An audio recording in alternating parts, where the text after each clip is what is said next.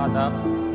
मैं Raees Ansari, Urdu reader, Saket girls PG college Dahila Mau की जानिब से साकेत ऑनलाइन क्लासेस में आप सभी तलबा का खैर मकदम करता हूँ, स्वागत करता हूँ।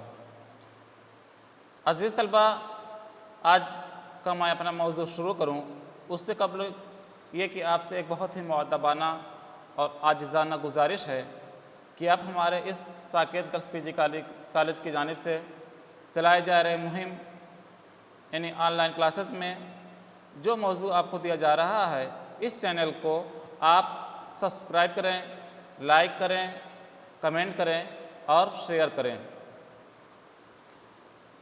अज़ीज़ तलबा, आप सभी इस बात से अच्छी तरह वाकिफ़ होंगे कि कोई भी साहित्य हो, कोई भी अदब हो, कोई भी लिटरेचर हो, उसे दो हिस्सों में तकसीम किया गया है। उसी तरीके से उर्दू अदब में को भी दो हिस्सों में तकसीम किया गया है। अव्वल हिस्से का नाम है उर्दू शायरी और दूसरे हिस्से का नाम है उर्दू नस्र। फिर इन दो हिस्सों में भी अलग अलग कई हिस्सों इन दो हिस्सों को भी अलग अलग कई हिस्सों में तकसीम किया गया है, जिसे हम सिन्फ कहते हैं। उर्दू नस्र की बात करें तो उर्दू नस्र में बहुत सारे असनाफ़ हैं, जैसे दास्तान, नावल, अफसाना, ड्रामा, तनक़ीद, खुदनवीस, सवाने, तहक़ीक़, तमाम असनाफ़ उर्दू अदब में मौजूद हैं। उन्हीं तमाम असनाफ़ में से एक ख़ास असनाफ़ को आज एक ख़ास सिन्फ लेकर आपके बीच हाज़िर हुए हैं, जिसे तहक़ीक़ कहते हैं। तहक़ीक़ लफ्ज़ अक्सर हमारे मुआशरे में, हमारी सोसाइटी में इस लफ्ज़ का बहुत ज़्यादा इस्तेमाल, बहुत ज़्यादा तहक़ीक़ मत करो। तो आज तहक़ीक़ है क्या, तहक़ीक़ इसका अदबी दुनिया में क्या मकाम। तहक़ीक़ तो होता है समाजी दुनिया में, मुआशरती दुनिया में, लेकिन लफ्ज़ तहक़ीक़ का अदबी दुनिया में क्या मकाम है, इस चीज़ के मुकम्मल तौर से आप सामने हम वजाहत करेंगे। अज़ीज़ तलबा, सबसे पहले ये जान लीजिए कि लफ्ज़ तहक़ीक़ किस ज़बान से लिया गया है और ये किस लफ्ज़ से लिया गया है। तो लफ्ज़ तहक़ीक़ अरबी ज़बान का लफ्ज़ है। किस ज़बान का लफ्ज़ है? लफ्ज़ तहक़ीक़ अरबी ज़बान का लफ्ज़ है। आज जो मेरा पहले मौजू तहक़ीक़ की तारीफ़, तो तहक़ीक़ लफ्ज़ जो है अरबी ज़बान का लफ्ज़ है जो तफ़ईल से मस्दर है, जिसके असली हरूफ हे, क़ाफ़, क़ाफ़ हैं। तहक़ीक़ के वक्तन फ़वक्तन अलग अलग माने लोग इस्तेमाल करते रहे हैं, लेकिन अदबी दुनिया में जो तहक़ीक़ के माने सामने आए हैं वो ये हैं। तहक़ीक़ के लग़वी माने छानबीन करना, तलाश जुस्तजू करना और दरियाफ़्त के हैं। अभी कुछ रोज़ पहले ईद गुज़री, आप लोगों ने ज़ाहिर है ईद मनाया होगा, रोज़ा रखे होंगे और उसके बाद ईद भी मनाई होंगी। इस बार चाँद के दरमियान कुछ बातें सामने आई थी। कहीं पर चाँद 29 रोज़ा रखने के बाद ईद मनाई गई, तो कहीं पर 30 रोज़ा रखने के बाद ईद मनाई गई। तो जब चाँद देखे जाते तो उसी दरमियान एक लफ्ज़ का लोग बहुत ज़्यादा इस्तेमाल करते हैं कि तहक़ीक़ की जा रही है। तहक़ीक़ माने खोज की जा रही है, चाँद की खोज की जा रही है। तो उसी तरीके से अदबी दुनिया तहक़ीक़ लफ्ज़ माना होते हैं हकीकत की दरियाफ़्त करना, सच्चाई की दरियाफ़्त करना। यानी जब एक मुहक़्क़िक़ और जो हकीकत की दरियाफ़्त करता है, सच्चाई के गहराइयों तक पहुँचता है, सच्चाई की तलाश करता है, उस करने वाले इंसान को मुहक़्क़िक़ कहा जाता है। यानी जो करता है ये काम उसे मुहक़्क़िक़ कहा जाता है, और जो काम करता है उसे तहक़ीक़ कहा जाता है। यानी जैसे हमने चाँद की तलाश की, हमने जो है कलम की तलाश की, हमने जो है मोबाइल की तलाश की, तो जो चीज़ किया गया उस चीज़ को तहक़ीक़ कहते हैं और जिसने किया उसको मुहक़्क़िक़ कहते हैं। किसी ने फिर लफ्ज़ तहक़ीक़ को यूँ भी बयान किया कि हक़ाइक़ को दरियाफ़्त करने यानी मालूम करने और उसकी तस्दीक करने का नाम तहक़ीक़ है। यानी हकीकत हमने पता लगा लिया, पता चल गया कि फ़ला जगह फ़ला चीज़ हुआ है, लेकिन उस हकीकत कितना, सदाकत कितना है। यानी हकीकत और सदाकत ये दोनों होना लाजमी है। हम तो बहुत सारी बातें सुनते रहते हैं, ये हुआ, वो हुआ, ऐसे हुआ, वैसे हुआ, लेकिन उस हकीकत में, उस तहकीक में सदाकत कितनी है, जब तक सदाकत या सदाकत की तह तक हम न पहुँच जाएँ, तब तक एक मुहक्किक का तहकीक जो उसने तहकीक किया वो हकीकत नहीं माना जा सकता। इसीलिए काज़ी उर्दू के बहुत मशहूर मारूफ मुहक्किक काज़ी अब्दुल वदूद ने अपने इज़हार ख़याल यूँ बयां किया है कि तहकीक किसी अम्र को उसकी असल शक्ल में देखने की कोशिश है। यानी तहकीक उस चीज़ को कहा जाता है जब हम किसी अम्र को जब तक उसकी हकीकत की शक्ल तक न देख लें, यानी उसकी सच्चाई तक न पहुँच जाएँ, तब तक वो तहकीक नहीं हो सकती। दूसरे अदीब डॉक्टर जमील जालवी ने यूँ फरमाया कि तहकीक एक ऐसा अमल है, यानी तहकीक एक ऐसा काम है जिससे आप सही और गलत में इम्तियाज़ करते हैं। यानी तहकीक वो लफ्ज़ है जो गलत क्या है, सही क्या है, सत्य क्या है, असत्य क्या है, ट्रू क्या है, फॉल्स क्या है, इस चीज़ की हम दोनों फ़र्क महसूस करते हैं, दोनों फ़र्क करते हैं। और फिर सही की मदद से, यानी जब हमको सही का रिजल्ट मिल जाता है तो उस सही की मदद से मंजिल की तरफ बढ़ते हैं, यानी उसकी सच्चाई की तरफ फिर हम बढ़ते हैं। अजीज़ तलबा, ये थी आपके सामने मैंने तहकीक की तारीफ़ से मुताल्लिक़ कुछ अहम और ज़रूरी बातें पेश की। अब आते हैं सेकंड पॉइंट पर, तहकीक की इब्तिदा, यानी तहकीक की शुरुआत कैसे हुई, तहकीक की इब्तिदा कैसे हुई, इसकी स्टार्टिंग कैसे हुई, इससे मुताल्लिक़ कुछ अहम और ज़रूरी बातें आपके सामने पेश करने जा रहा हूँ। जहाँ तक उर्दू अदब में तहकीक का ताल्लुक़ है, रिश्ता है, तो इब्तिदा में, यानी जब उर्दू अदब वजूद में आया तो तहकीक की जानिब लोगों का रुझान या ध्यान कम गया, लोगों ने इस तरफ ध्यान कम दिया। चूँकि आमतौर पर यह ख्याल किया जाता था उस वक्त कि तहकीक कोई ख़ास चीज़ नहीं है, ये कमतर दर्जे की चीज़ है, इसकी तरफ निगाह डालना या इस तरफ खोज करना कोई ज़रूरी लोगों ने नहीं समझा, इसलिए तहकीक की तरफ लोगों का ध्यान नहीं गया। लेकिन अगर इस तहकीक की शुरुआत कैसे हो, अगर इसकी तरफ निगाह डालें तो मालूम होता है कि तहकीक का कोई ख़ास रुझान नज़र नहीं आता, लेकिन तहकीक रिवायत इशारों की शक्ल में ज़रूर मिलती है। यानी इसकी परंपरा कैसे हुई, शुरुआत हुई, इसकी रिवायत की तरफ ज़रूर हमारा जहन जाता है। और ये सिलसिला तहकीक शुरुआत कैसे हुई, इसका सिलसिला मीर तकी मीर का तज़किरा निकातुश शोरा से मिलाया जा सकता है। यानी तहकीक का अगर सुराग कहीं नज़र आता है कि तहकीक की शुरुआत कैसे हुई, तो मीर तकी मीर का जो तज़किरा है निकातुश शोरा, उससे इसका सुराग मिलाया जा सकता है। लेकिन मीर तकी मीर कोई मुहक्किक नहीं थे, लेकिन इस तरह के उसको मुकम्मल तौर से हम तहकीक नहीं कह सकते, क्योंकि उस ज़माने में गालिब बहुत सारे खतूत भी ऐसे थे जिसमें इस किस्म के इशारे मिलते हैं। तो क्या उसको भी हम तहकीक में रखेंगे? नहीं, इसको भी तहकीक का मुकम्मल नाम नहीं दिया जा सकता। अगर हम कदीम उर्दू तहकीक की बात करें तो सबसे पहले उर्दू तहकीक, अब मेन पॉइंट पर हम आए हैं, अगर हम कदीम उर्दू तहकीक की बात करें तो सबसे पहले उर्दू कदीम तहकीक की बुनियाद मशहूर फ्रांसीसी मुहक्किक गारसा दतासी ने किया, इसकी शुरुआत किया। सबसे पहले कदीम उर्दू तहकीक की शुरुआत या इब्तिदा मशहूर फ्रांसीसी मुहक्किक गारसा दतासी ने किया था, और ये काम उन्होंने 1825 में शुरू किया था, और तकरीबन 50 साल तक, यानी तहकीकी कामों में 50 साल तक अपनी ज़िंदगी को, अपने हयात को उन्होंने सर्फ किया था। और उसके बाद तहकीक की जो शुरुआत हुई, यानी तहकीक की जो इब्तिदा हुई, सबसे पहले अगर किसी का नाम उर्दू अदब में, जदीद उर्दू अदब में, वो कदीम उर्दू अदब की मैंने अभी बात किया था कि कदीम उर्दू अदब की अगर बात की जाए कि इसकी शुरुआत कैसे हुई, तो सबसे पहले मशहूर फ्रांसीसी मुहक्किक गारसा दतासी ने 1825 में शुरू किया था, और गालिबन उन्होंने इस काम में अपने हयात को 50 साल तक उसमें मसरूफ़ रहे। सर सैयद अहमद खान से पहले उर्दू तहकीक निगारे की कोई बाकायदा इब्तिदा की शुरुआत नज़र नहीं आती। यानी सर सैयद अहमद ख़ान से ही उर्दू अदब की उर्दू अदब में तहक़ीक़ की सबसे पहले शुरुआत होती है। और यही वजह है कि उस वक्त तक लोगों का जहन, लोगों का ध्यान तहक़ीक़ की जानिब नहीं गया था।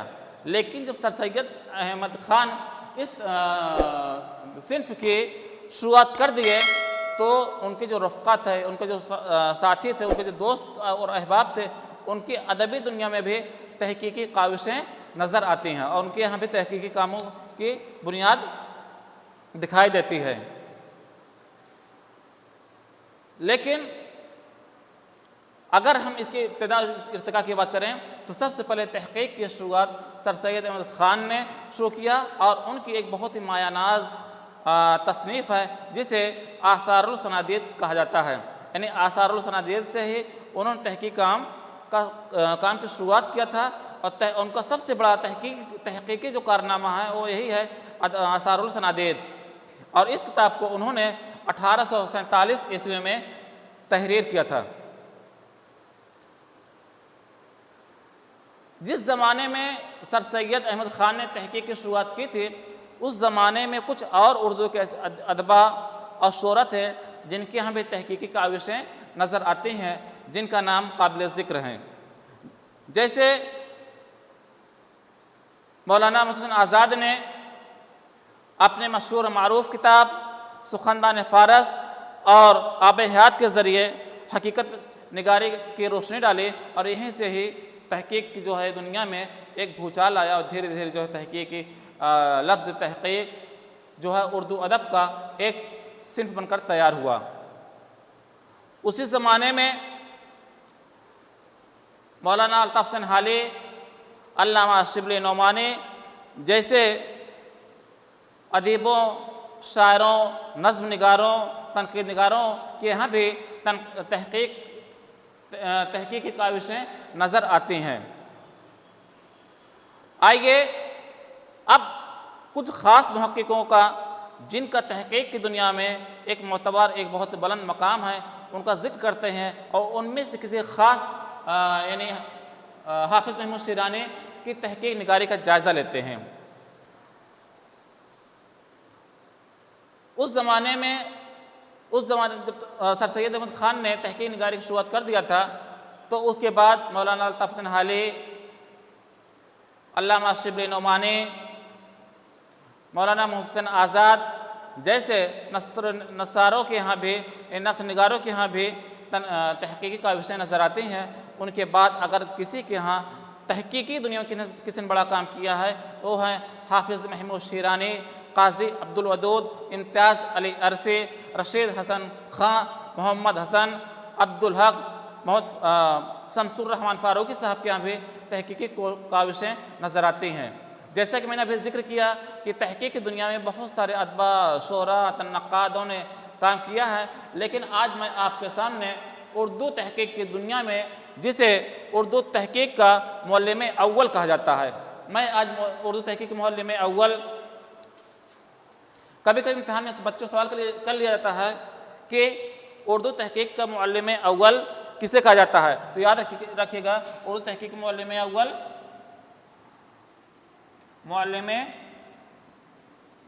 अव्वल इस लफ्ज़ को याद रखिएगा, मुअल्लिम अव्वल, ठीक है। यानी उर्दू तहक़ीक़ का मुअल्लिम अव्वल हाफ़िज़ महमूद शिरानी को कहा जाता है। मैं हाफ़िज़ महमूद शिरानी, हालांकि हाफ़िज़ महमूद शिरानी उर्दू अदब में जो इनका सबसे बड़ा मकाम रहा तहक़ीक़ में रहा, इसके अलावा उन्होंने कई और असनाफ़ में भी तबाह आज़माई किए हैं, लेकिन उन तमाम बातों में न जाते हुए सीधे सीधे मैं आज आपके सामने हाफ़िज़ महमूद शिरानी के तहक़ीक़ निगारी से मुताल्लिक़ कुछ अहम और ज़रूरी बातें पेश करूँ। उससे कबल मैं चाहता हूँ कि कुछ उनके हयात से मुताल्लिक़ मुख्तसर सा तारुफ़ आपके सामने पेश करूँ। हाफ़िज़ महमूद शिरानी इनका असल नाम जो है इनका असल नाम महमूद ख़ां था और शिरानी अफ़गानों के कबीला शिरानी से इनका ताल्लुक़ था। इनका असल नाम महमूद ख़ां था और शिरानी अफ़गानों के कबीला शिरानी से इनका ताल्लुक़ था। इसी वजह से इन्होंने अपने नाम के आगे हाफ़िज़ महमूद शिरानी लगाया। ये लफ्ज़ याद रखिएगा कि शिरानी जो है अफ़गानों के का एक कबीला था और उस कबीला से ये ताल्लुक़ रखते थे और शीरानियों का कबीला था और उस कबीला से ताल्लुक़ रखने की वजह से ये अपने नाम के आगे शीरानी लगाया करते थे। हाफिज़ महमूद शीरानी 1880 में पैदा हुए और 1946 ईस्वी में राजस्थान के एक शहर में इनका जो है इंतकाल हुआ था। इनके वालिद का नाम वालिद का नाम इस्माइल ख़ान था और हाफिज़ महमूद शीरानी के साहबजादे का नाम अख्तर शीरानी था। शीरानी ने तहकीक की दुनिया में बहुत काम किए। जैसे उन्होंने ज़ियाउद्दीन खुसरो यानी जिसे अमीर खुसरो कहते हैं कि मशहूर किताब खालिक बारी को तसनीफ़ करने में अहम रोल अदा किया। इसी वजह से रशीद हसन ख़ान ने एक क्वेश्चन ये बनता है कि हाफिज़ महमूद शीरानी को मौलम अव्वल किसने कहा, तो हाफिज़ महमूद शीरानी को मौलम अव्वल रशीद हसन ख़ान ने कहा था। शीरानी ने पहली बार तहकीक में जज्बाती अंदाज नज़र की ज़रूरत को महसूस किया। उन्होंने सबसे पहले तहकीक में जो है जज्बाती अंदाज नज़र को पेश किया था और शीरानी ने नए माखज़ की तलाश करना और अव्वलीन माखज़ की अहमियत पर ज़ोर देना ये उनका ख़ास शगफ़ रहा है और इस चीज़ पर उन्होंने बतौर ख़ास ज़ोर दिया था। अज़ीज़ तलबा, आप लोगों ने सुना होगा कि उर्दू अदब से मुताल्लिक़ मुख्तलिफ़ अदीबों ने अपने अपने ख़यालात का इज़हार करते रहे। किसी ने यह कहा कि उर्दू दक्कन में पैदा हुई, किसी ने कहा उर्दू शुमाल हिंद में पैदा हुई, किसी ने कहा जैसे पंडित मौलाना मोहम्मद हुसैन आज़ाद ने अपनी किताब आब हयात में लिखा कि इतनी बात हर शख्स जानता है कि उर्दू ब्रज भाषा से निकली है। किसी ने उर्दू की पैदाइश दिल्ली कहा, लेकिन हाफिज़ महमूद शीरानी का ख्याल है कि उर्दू उस ज़माने पैदा हुए जब सुल्तान महमूद गजनवी और शहाबुद्दीन गौरी हिंदुस्तान पर बार बार हमले कर रहे थे। उस वक्त जो है उर्दू हिंदुस्तान में पैदा हुई और इन्होंने उर्दू तारीख़ से मुताल्लिक़ एक किताब भी तहरीर की जिसे हम पंजाब में उर्दू कहते हैं।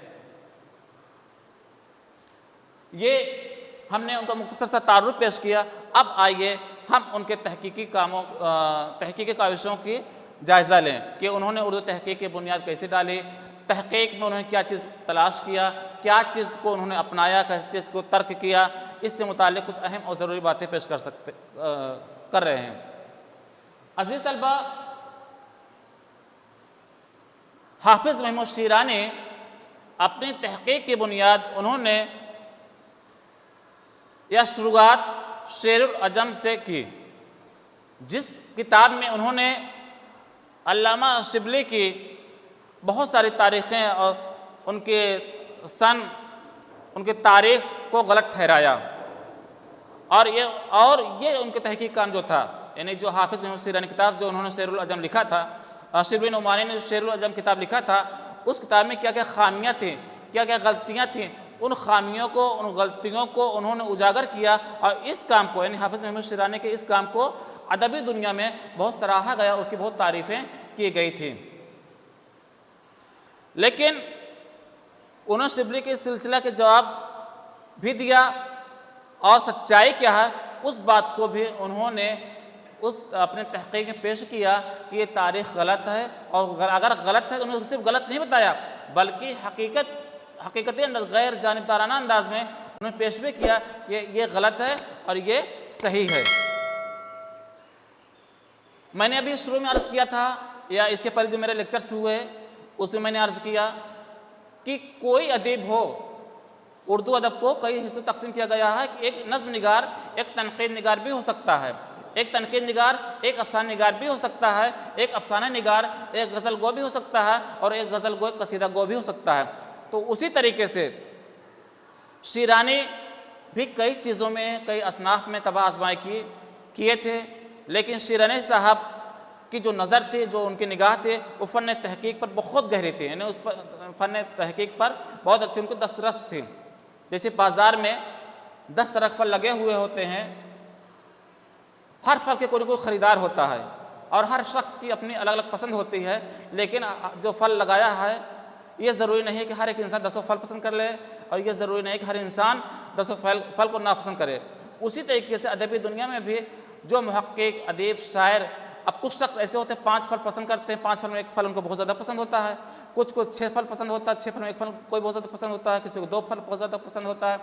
उसी तरीके से काजी हाफिज शिरानी साहब नक्काद भी थे, लेकिन उनका जो असल मैदान था वो जो है तहकीक निगारी मैदान था। इन्हें तहकीक निगारी में उन्हें सबसे ज़्यादा दस्तरस हासिल थे, उन्हें इस चीज़ पर अबूर हासिल था, उनको जो है तहकीक निगारी पर अच्छे पकड़ थे।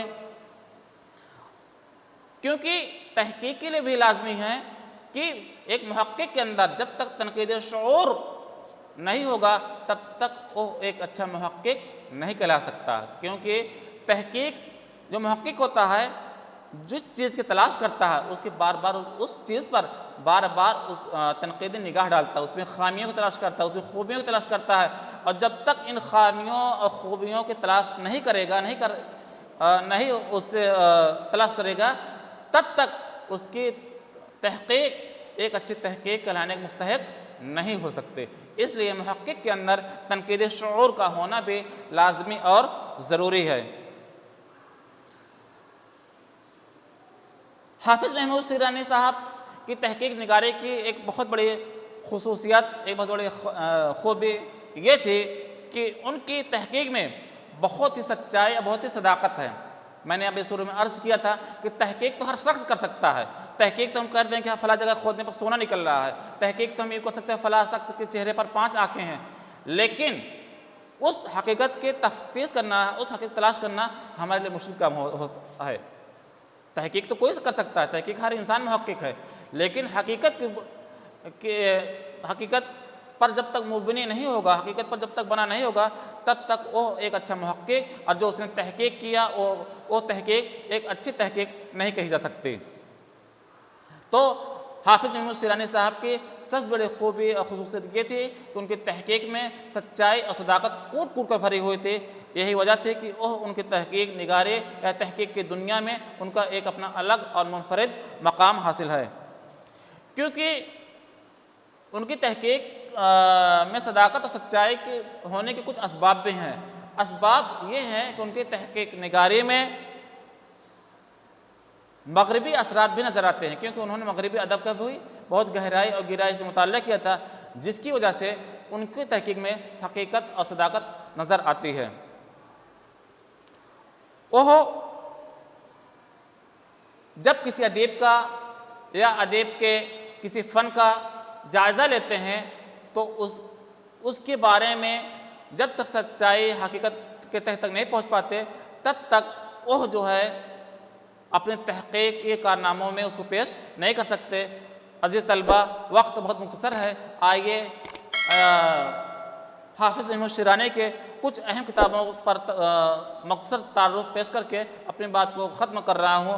उनकी एक जो मैंने अभी शुरू में बात ही कही थी, उनकी तहकीकी कामों की शुरुआत तनकीद शेरुल अजम से हुआ था। उनका एक तहकीकी काम ये है। दूसरा काम पृथ्वीराज रासो है, जिसको उन्होंने 1966 में लिखा था। कुरान पाक की एक कदीम तफसीर उन्होंने लिखी। खालिक बारी को उन्होंने तरतीब दिया पंजाब में उर्दू, जिसके मैंने अभी जिक्र किया। इसके अलावा तज़किरा मजमूआ नग़्ज़ कुद्दतुल्लाह कासिम साहब की जो तज़किरा था, उस तज़किरे को उन्होंने तरतीब दिया था। ये था आज का हमारा बहुत ही मुख्तसर सा लेक्चर। तहकीक की तारीफ़, तहकीक की इब्तिदा और शुरुआत, हाफिज़ महमूद शिरानी की तहकीक निगारे से मुताल्लिक़ कुछ बातें आपसे मैंने अर्ज़ की।